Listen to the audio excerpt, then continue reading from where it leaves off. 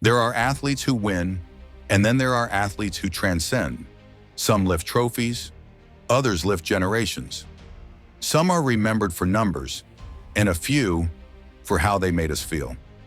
This is not just the story of a tennis player. It's the story of a boy from Basel who turned frustration into finesse, who went from breaking rackets to breaking records, who made tennis look like art and defeat feel like grace. It's the story of Roger Federer, the artist, the gentleman, the legend who never shouted but always echoed. And if you think you know him, you might want to stay till the end. The boy from Basel. Before the records, before the fame, before the love from millions, there was just a boy with a racket too big for his hands and dreams too big for his small Swiss town.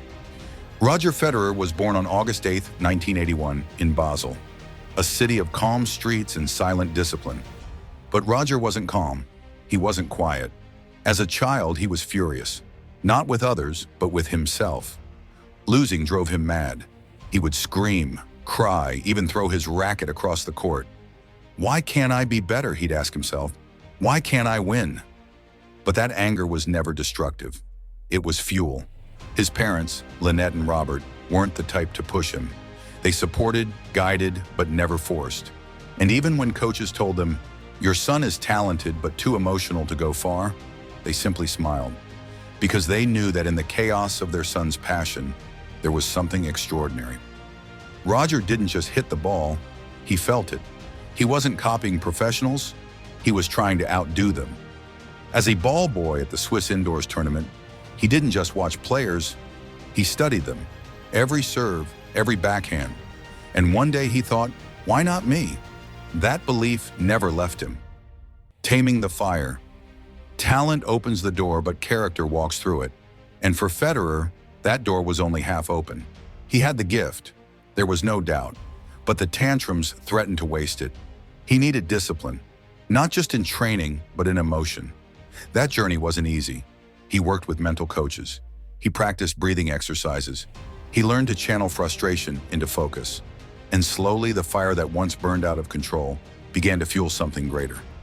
Grace. In 1998, Roger turned professional. And 3 years later, something unforgettable happened. He walked onto Wimbledon's center court to face the reigning king, Pete Sampras. The world expected a slaughter. Sampras hadn't lost at Wimbledon in years. But Federer, just 19, didn't flinch. He played with flair, with freedom, and when the final point landed in, Federer had done the impossible. He dethroned his idol. That wasn't just a win, it was a prophecy. Tennis would never be the same again. The era of elegance. From 2003 to 2010, Federer didn't play tennis, he painted it. With every stroke of his racket, he turned rallies into rhythm, matches into masterpieces. He moved like water, flowing across the court as if he knew where the ball would land before it was hit. His serve was effortless, his footwork like ballet. Fans didn't just admire his game, they fell in love with it.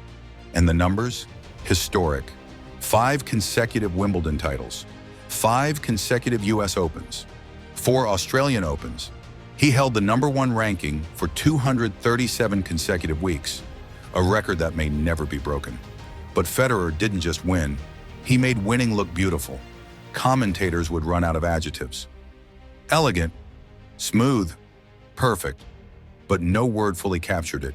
You had to see it, you had to feel it. Even players knew. Andy Roddick once joked, "I'm tired of being compared to Federer. He's not human." Opponents didn't just lose to Roger, they applauded him, because deep down, they knew they were witnessing something unrepeatable. Rivals, war, and resurrection. But what's a hero without his trials? What's greatness without adversity? Enter Rafael Nadal, the young left-handed warrior from Spain. If Federer was ballet, Nadal was flamenco. Fierce, wild, relentless. Their rivalry wasn't just about style, it was a contrast of worlds, and it changed tennis forever. Wimbledon 2008, the greatest match in history. Almost 5 hours of war, rain delays, drama, darkness. And in the end, Federer fell. But in losing, he won the world's heart even more. Because he never blamed, never cried foul. He smiled, he applauded Nadal, and he vowed to return.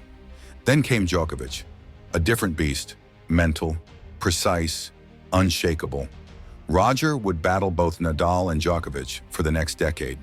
In finals, in heartbreaks, in classics. He lost many, he won many, but more importantly, he evolved.